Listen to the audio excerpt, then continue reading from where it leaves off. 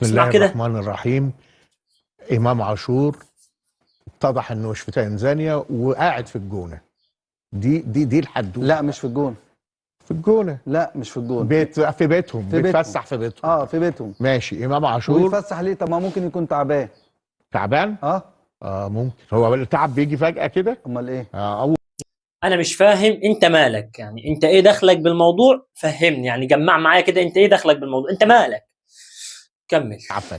عموما اللي تعبان هو مجلس إدارة النادي الأهلي، وتعبان من اللي حصل. طبعا اللي حصل كبير جدا.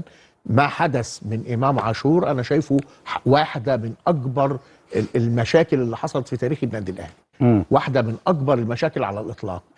طب دي واحدة من المشاكل اللي حصلت للنادي الاهلي. احنا كزملكاويه، وربنا لابس تيشيرت الاهلي، بس والله انا زملكاوي.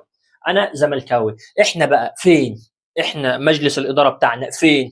احنا ال 12 قضيه اللي علينا فين؟ طب ما نحل مشاكلنا احنا ونسيب المشكله العظيمه بتاع غياب امام عاشور دي ليهم هم. يعني احنا نركز في مشكلتنا، انما انت ايه؟ هي كلها جدل وبلبله وترند لا اكتر. كل واحد بيدور على مصلحته الشخصيه فقط.